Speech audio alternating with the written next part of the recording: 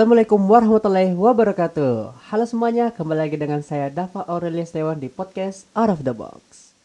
Pada podcast kali ini kita kedatangan seorang tamu yang dimana beliau ini salah satu pimpinan pondok ya, yang dimana beliau ini dulu memiliki latar belakang seorang santri. Terus dia berhasil nih, beliau berhasil sekolah sampai Mesir. Nah, langsung saja kita sambut orangnya ya. Halo Ustadz Mulis, apa kabarnya Ustadz? Baik, Alhamdulillah sehat. ya sehat baik Ustadz.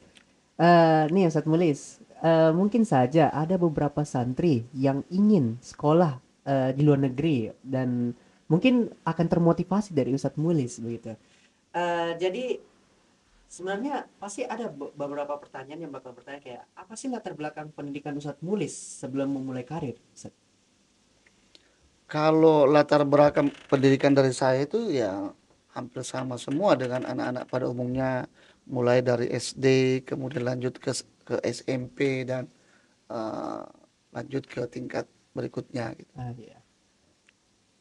Terus kalau aku dengar ya Ustadz Mulis, kan ini Ustadz Mulis sampai ke Mesir ya sekolahnya. Ya, alhamdulillah. Itu Ustadz Mulis dari kapan di Mesir? Saya itu alhamdulillah jadi SD-nya itu dari Pangkep kemudian melanjutkan pendidikan di pondok pesantren tepatnya di Kabupaten Baru, Ya. Dede Imam Kosok namanya. Oh, dia di Bengkoso. Ya, setelah itu ke DDI Takrasi. Ya, kurang lebih saya itu 4 tahun mondok. Empatan Ya, mondok. setelah 2 tahun mondok kelihatan talenta saya gitu kan. Ya. Saya di atas rata-rata dari teman-teman saya di kelas yang bisa berbahasa Arab, bisa paham bahasa Arab dan bisa juga berbahasa Inggris. Sehingga ketika kelas 3 SMP atau sanawiyah istilahnya waktu itu Mm-mm. saya direkomendasikan lanjut di luar negeri, Di luar negeri. tepatnya di Mesir. Mesir. Ya. Itu Ustadz apa waktu Ustadz di Mesir kan waktu kuliah Ustadz ambil jurusan apa Ustadz? Ya. Kalau di Mesir saya kan mulai dari SMA tuh, 3 tahun SMA Al Azhar namanya ya. Ya, semangat. Kemudian setelah lulus di Al Azhar SMA-nya, Heeh. saya melanjutkan pendidikan di Fakultas Usuluddin jurusan Akidah Filsafat Kairo. Akidah filsafat ya. Aha. Tapi Ustadz apa cuman satu bidang keilmuan aja nih yang Ustadz dalami? Atau mungkin ada pelajaran lain seperti ada fikih, Hmm. bahasa Arab, Hmm. nahwu atau pelajaran lainnya gitu Ya. Ustadz? Kalau kita belajar di Mesir ya, khususnya di Sekolah Azhar atau Universitas Al Azhar, Ya. kalau kuliahnya Mm-mm. itu memang kita diwajibkan untuk menguasai banyak pengetahuan, Ya. khususnya pengetahuan agama. Jadi bukan terfokus pada bahasa Arab saja atau fikih saja atau hadis saja, tapi semua yang menjadi pelajaran kita di kampus itu harus kita kuasai. Karena kapan Heeh. tidak ya berarti kita mungkin agak kesulitan untuk lulus. Oh iya iya. Ya.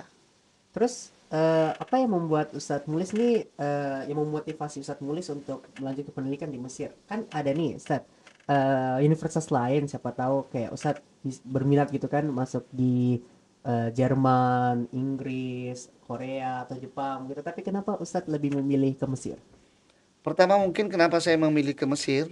Pertama, Mesir merupakan negara yang memiliki sejarah yang panjang gitu kan. Oh, sejarah yang panjang. Ya, sejarah peradaban di mana kita kalau membaca Al-Qur'an ya karena kita ini Ya. orang muslim, di situ pasti sering kita mendapatkan kisah Nabi Yusuf, apalagi Ya. Firaun dengan Musanya itu kan Mm-mm. di Mesir semua.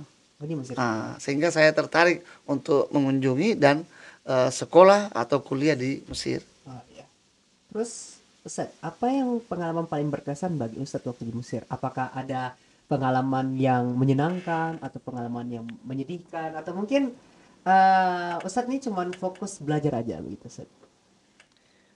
Banyak sih pengalaman kalau di sana. Ya, Ya, tentunya kalau kita orang dari Asia Tenggara secara ya, khusus ya, di sana itu kita harus membiasakan diri dengan musimnya, ya, musimnya. cuacanya gitu Heeh. maksud saya. Ada musim panasnya, ada musim dinginnya, dan ada musim seminya. Oh Nah, iya. kebetulan waktu itu pertama kali menginjakkan kaki di airport Mesir itu musim Ya. dingin. Oh, Sementara musim kita dingin. dari Jakarta, start dari Ya. Jakarta gitu ya. cuma memakai kaos oblong. Oh iya. Ternyata di sana subhanallah cuacanya sangat dingin sehingga wah mau tidak mau selepas keluar dari airport ya harus mencari tempat untuk membeli t-shirt atau bahan-bahan yang lebih tebal lagi, jaket dan lain-lain Iya. sebagainya. Jadi itu waktu Ustadz nulis di Mesir tuh musim dinginnya dingin banget atau cuman dingin kayak musim hujan begitu kalau di Indonesia? Kalau di Indonesia di Sulawesi Selatan ya itu agak mirip-mirip dengan Malino. Oh mirip. Ya, Wah jadi dingin tuh. Marino lumayan dingin Iya gitu kan. dingin. Sampai kalau pagi-pagi itu mulai dari subuh hari sampai pukul 10 pagi kalau musim dingin Iya. itu kayak mengeluarkan asap-asap agak Oh mirip iya. dengan asap rokok gitu. Iya embun gitu ya Benar. bulan-bulan. Nah, Apa yang membuat Ustadz Mulis bisa sukses setelah menempuh pendidikan di Mesir? yang pertama tentu kita harus sabar Sabar. ya karena menuntut Iya. ilmu butuh kesabaran. Iya betul kesabaran. Yang kedua butuh keuletan dan yang Uletan. ketiga kita harus bersungguh-sungguh apalagi Sungguh-sungguh. kita di luar negeri. Iya. Jauh dari kampung halaman kita, tentu budaya dan pembelajaran di sana berbeda. Nah, Terus waktu Ustadz selama belajar di Mesir nih, mhm. nilai-nilai moral apa aja nih yang Ustadz Mulis dapatkan selama sekolah di Mesir? Iya banyak. Yang pertama mungkin melihat orang Mesir sendiri itu orangnya welcome, Iya. kemudian akhlaknya bagus, apalagi kalau bulan Ramadan, waktu Wah, mereka kelihatan banget tuh iya. bagaimana bersedekah, berinfak bahkan kepada mahasiswa-mahasiswa yang datang dari luar negeri seperti Indonesia, Malaysia, Thailand. Mereka betul-betul memperlihatkan semangat bersedekah apalagi di bulan Ramadan. Wah, keren sih. Terus bagaimana caranya Ustadz Mulis mengaplikasikan nilai-nilai moral yang Ustadz Mulis sudah dapatkan dari mereka begitu? Apakah Ustadz Mulis nih mengulang-ulangnya terus atau Ustadz Mulis nih kayak sudah terbiasa begitu? Maksudnya kayak sudah tertanam dalam dirinya Ustadz Mulis jadi langsung sudah teraplikasikan tanpa sadar begitu Ustadz. Ya.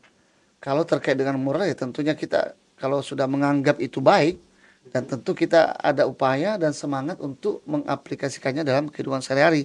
Makanya Ustadz Mukhlis dulu ketika di Mesir, Ya, karena orang Mesirnya rajin bersedekah, berimpak, saya juga termotivasi. Hanya kalau ya. ada yang membutuhkan bantuan nih, kayak teman-teman yang kekurangan sembako ya kita bantu seperti itu. Oh. Sampai pun di Indonesia masih begitu. Oh, berarti di sana masih ada ngikut kayak budaya sembako juga ya di Mesir. Iya.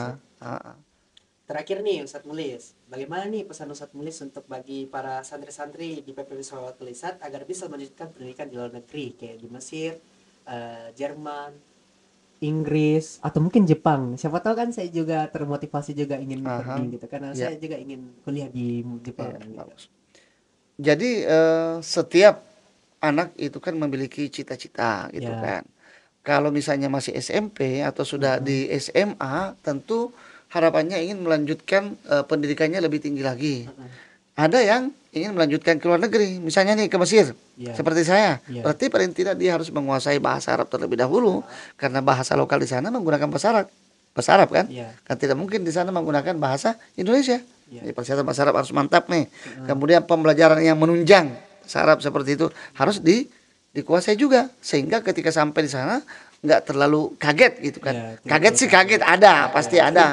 Tapi kalau kaget reaksinya terlalu tinggi itu kurang bagus. Jadi ya, kuasai memang dulu perdalam. Sama kalau ada yang mau ke Jepang paling tidak ya, ya bahasanya dulu. ya. Karena kalau kita tidak memiliki bahasa akan hilang di sana. I Karena kayak di see. Jepang saja itu saya dengar di sana itu mereka bangga dengan bahasa Jepang sehingga Iya. jarang yang mau berbicara dengan bahasa Inggris, bahasa Ya. Perancis ataupun bahasa yang lain. Wah, jadi memang yang paling utama ya kalau kita ingin sekolah di luar negeri itu harus bahasa dulu diperkuat ya, Ustaz. Ya, betul sekali. Oke. Jadi eh Ustaz, kalau misalnya nih kita sekolah di luar negeri nih, pasti kan ada nih tantangan kayak cultural shock, kayak kita kaget dengan budayanya mereka begitu. Jadi waktu Ustaz di Mesir, bagaimana caranya Ustaz menyelesaikan tantangan tersebut gitu, Ustaz?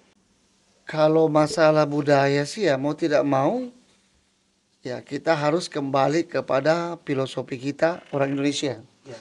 Yang pertama kan kita biasa mendengar nih Mm-mm. di mana bumiku bijak di Ya. situ langit kujunjung. Jadi Iya. mau tidak mau kita harus membiasakan budaya-budaya yang bagus kita ikuti, yang jelek-jelek ya nggak usah lah kita ikuti. Contoh nih, kalau kita di Indonesia, Iya. budaya jongkok di pinggir jalan itu biasa Iya, aja. bisa aja. Jongkok di pinggir jalan biasa aja. Iya. Tapi kalau di Mesir, ketika saya pertama kali jongkok di sana, wah ditegur. Nggak boleh katanya. Jongkok itu sama dengan antum Oh, buang air besar atau apa. Silakan masuk di hammam atau WC istilahnya di sana. oh berarti kalau Ah, kita jongkok mereka bakal mengira kayak kita bakal buang buang air air. besar Makanya gitu. itu kayak aib bagi Oh, mereka. bagi air. Gitu. Sama kalau kita di Indonesia, Mm. menepuk pantat teman itu biasa aja. Iya, Tapi biasa kalau aja. di sana sangat aib. Jadi jangan sekali-kali kalau ke Mesir berteman dengan orang Mesir tiba-tiba datang, kamu dari mana sih? Nggak boleh menepuk pantat. Tapi Iya. kalau menepuk kepala, meskipun keras itu biasa aja di Mesir. Beda kalau kita di Indonesia menepuk kepala dengan keras, wah itu udah berujung perkelahian tuh. Iya, mengajak Nah, berkelahi. biasanya. Jadi Terus seperti itu budaya. waktu Ustadz Mulis di Mesir nih, ada kayak misalnya Ustadz Mulis waktu belajar itu biasanya sampai jam berapa waktu di Mesir belajarnya gitu di Hmm, universitas? ya. Kalau memang kita persiapan dari Indonesia masih kurang ya, Ya. mestinya harus belajar yang lebih banyak. Mm. Karena Ustadz Mukhlis dulu persiapannya sudah agak lumayan, Iya. ya, sehingga tinggal menambah sedikit saja bagaimana membaca diktat, materi-materi yang diajarkan di sekolah ataupun di kampus, itu insya Allah tinggal mendapat bimbingan dari teman-teman yang sudah senior di sana. Tentu perlu belajar lebih banyak lah dibanding kalau kita di Indonesia gitu kan. Ya. Ya. Dan paling enak itu belajar ketika musim dingin, Musim dingin. karena belajar sambil makan. Kalau begitu, Ustadz, waktunya Ustadz musim dingin nih, Ustadz. Mhm. Itu Ustadz merasa bagaimana ya waktu pertama kali merasakan musim dingin? Kan di Indonesia tuh nggak ada musim dingin ya, Ustadz. Betul. Itu Ustadz kayak merasa wah begitu. Atau di sana Mesir ada salju nggak, Ustadz? Ya. Ada. Kalau pertama kali merasakan musim dingin, ya enak sih. Karena kelihatan badan kita agak naik. Kenapa? Banyak tidur, tidurnya nyenyak maksud saya. Kemudian makannya juga nyaman. Hmm. Ya, jadi kita kebanyakan lebih memakai selimut di rumah gitu kan. Oh, Nah, kalau masalah salju di Mesir dulu itu ada, tetapi enggak di semua tempat. Yang ada namanya daerah namanya Santa Catherine. Santa Catherine itu ada salju di sana. ada salju. Kalau di Kairo itu enggak, cuma dinginnya. Dinginnya itu sampai 10 derajat ke bawah biasanya. Ya. Kalau Ustadz waktu kan Ustadz dari SMA ya, Mhm. SMA di Mesir. Itu hal yang menarik waktu Ustadz di SMA itu apa gitu, Ustadz? Waktu di SMA yang menarik menurut saya, yang sempat saya ingat, Ya. itu pertama kali masuk di kelas 1 ya SMA. Saya kan berasal dari Indonesia agak hitam nih Iya, kulitnya, agak iya, gelap nih. gelap. Ternyata masuk di ruangan itu, ternyata saya salah satu yang terganteng. Kenapa seperti itu? Ternyata teman-teman saya lebih kelam kulitnya, lebih gelap kulitnya. Karena Oh, mereka berasal dari Afrika. Ada dari Kamerun, ada dari Nigeria, ada dari ya macam-macam lah, Sudan dan lain iya. sebagainya. Ada juga sih yang dari Cina, dari Amerika, tapi sedikit. Berarti waktu posisinya Ustadz di SMA itu langsung jadi orang terganteng begitu. Benar sekali. Saya di SMA Masya orang Allah. terganteng dan diberikan jempol, diacungin jempol sama guru. Karena sudah bisa menguasai pelajaran seperti nahwu, saraf, dan pelajaran-pelajaran akidah. Karena memang kita dari Indonesia sudah ada dasar. Sehingga dia mengatakan, Wah, Muhammad Mukhlis al-Indonesia Mumtaz. Masya Nah, Allah. itu kata guru saya waktu itu. Waktu Jadi terkesan. waktu Ustadz Mulis di Mesir itu olahraga apa yang Ustadz Mulis mainkan? Nah, saya kan termasuk orang yang suka berbagai macam olahraga. Iya, Tapi olahraga yang familiar di Kairo itu adalah sepak bola. sepak bola. Nah, selain main sepak bola, ya kita juga mendukung, menjadi salah satu pendukung tim sepak bola lokal. Namanya Ahli dan Zamalek. Oh, gitu. Terus kalau waktu misalnya nih Ustadz, waktu kita misalnya nonton di televisi Mesir versus Indonesia tuh Ustadz bakal pilih siapa? Ya tentu pilih Mesir dong, karena tahu kualitasnya Mesir. Iya, lebih hebat dari Indonesia lah. Apalagi sekarang ada namanya Muhammad Salah. Subhanallah, jauh lebih bagus lah. Terus kalau sistem pendidikan di Mesir sama budaya di Indonesia itu kayak berbeda nggak sih Ustadz? Atau mungkin Mirip-mirip di sistem pembelajarannya gitu Ustaz. Sistem pembelajaran di Mesir, kalau untuk tingkat TK, SD, SMP, dan SMA ya agak mirip-mirip lah mungkin sedikit. Ada pembelajaran umumnya, ada pembelajaran keagamaannya.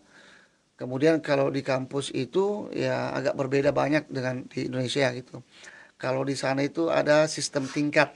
Jadi minimal mahasiswa itu menyelesaikan S1-nya itu minimal 4 tahun. Kalau di Indonesia kan sistem SKS. Jadi Heeh, ada yang kadang menyelesaikan pendidikannya cuma 3 tahun 5 bulan atau 3 heeh. tahun 6 bulan. Kalau misalnya dari budaya yang ada di Indonesia sama Mesir itu apa nih yang menarik dari budaya Mesir yang dimana kayak bagi orang Indonesia tuh kayak wow banget begitu budaya dari Mesir. Mhm. Budaya Mesir yang menurut saya bagus itu ya ketika misalnya musim panas ya, Ya, musim panas musim panas. itu mereka seakan-akan satu hari itu 24 jam nonstop tanpa Oh, tidur ya, jadi musim panas. musim panas tuh 24 jam Nah, tanpa tidur. ya, Wah, karena meskipun malam hari, ya. Ba'da Isya selepas itu mereka masih main bola aja karena terang di depan Oh, rumahnya. Karena kan lebih nyaman tinggal di luar rumah daripada di dalam rumah. heeh, Apalagi golongan menengah ke bawah. ya. Kalau yang menengah ke atas kan rata-rata sudah punya ruangan AC di dalam Ya. rumahnya. Kalau yang menengah ke bawah pasti. Dan yang buat ramai itu kalau musim panas itu adalah kafe. Oh, Mereka ngopi sambil diskusi dan di kafe juga mereka ngopi sambil membawa Al-Quran. Ini budaya yang oh, sangat jarang Indonesia. Yang kedua, budaya yang paling saya suka di Mesir itu adalah orang-orang muslimnya ketika naik bus itu mereka tidak banyak ngomong tapi yang dibawa adalah Al-Quran. oh Al-Quran. Dibaca di busnya Masya itu Allah. sambil tangan kanan bergelantungan, Ya. tangan kirinya pegang Al-Quran dibaca sampai di tempat tujuan. Nah, terus kalau misalnya kan Ustaz Bus kan dari SMA di Mesir ya. Itu waktu di Mesir tingkatnya tuh sama kayak di Indonesia kayak 3 tahun begitu dari kelas 1, 2, 3 atau mungkin 4 tahun atau 5 tahun. Ya. Kemarin itu waktu saya di Mesir khusus SMP itu 4 Ya. tahun. Wah, Aha, SMP 4 benar, tahun. agak beda sedikit. Heeh. Kalau SMA-nya 3 tahun. SMA 3 tahun. Oh, berarti sama ya. Tapi Ya. SMP-nya kenapa bisa 4 tahun? Karena di Mesir itu untuk SMP-nya waktu itu ya, Iya. saya nggak tahu sekarang kalau mungkin ada perubahan peraturan, Mm-mm. ada namanya i'dad. I'dad itu persiapan untuk masuk SMP. Ini khusus Oh. Al-Azhar. Heeh. Tetapi sekolah-sekolah umum kayak kita Indonesia kan ada sekolah negeri nih. Heeh. Ada juga sekolah swasta. Iya. Yang saya maksud tadi itu Al-Azhar yang swasta. Yang Iya. negerinya rata-rata juga tetap menerapkan 3 tahun 3 tahun. Ah, berarti itu 1 tahun tuh persiapan ya? Ya, Oh. kalau yang sekolah-sekolah swasta. Heeh. Dan memang banyak sekolah swasta. Cuma yang dominan di Mesir itu sekolah swasta Al-Azhar Syarif. Oke. Mungkin itu saja podcast pada kali ini. Mungkin Ustadz Mulis memiliki statement ya untuk para adik-adik atau mungkin anak-anak yang mau lanjut di Mesir nih, Ustadz. Mungkin Ustadz bisa memberikan statementnya, Ustadz. Ya, menurut saya kalau adik-adik yang bercita-cita melanjutkan pendidikan di Mesir, Ya, baik itu seperti pengalaman saya lanjut di tingkat SMA-nya, ya, maupun tamat SMA mau melanjutkan pendidikannya ke jenjang perkuliahan atau kampus Al-Azhar Syarif yang ada di Mesir. Yang pertama yang harus dilakukan itu harus betul-betul menguasai bahasa. Bahasa yang saya maksud di sini adalah bahasa Arab, kemudian yang kedua ada bahasa Inggris. oh, dua bahasa itu ya. Nah, dua bahasa ini sangat Ya, penting loh.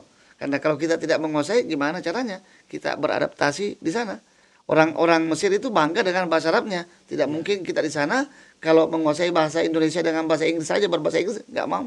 Sama dengan orang Jepang, lebih Oh, bangga dengan bahasa bahasanya. lokalnya atau bahasa Jepangnya. Itu yang pertama. Kemudian yang kedua, paling tidak harus punya pengetahuan yang memadai terkait dengan pelajaran-pelajaran kepondokan seperti nahu, saraf, fikih, dan pelajaran-pelajaran lainnya. Dan paling penting juga adalah bagaimana menghafal Al-Quran sebanyak-banyaknya. Saya kira Oh, itu saja dari saya. oh. Ya, itu sekian dari Ustadz Mulis ya. Terima kasih banyak Ustadz Mulis Ya, telah sama-sama. bersedia hadir di podcast pada hari ini. Saya Dafarul Setiawan pamit undur diri. Assalamualaikum warahmatullahi wabarakatuh. Waalaikumsalam.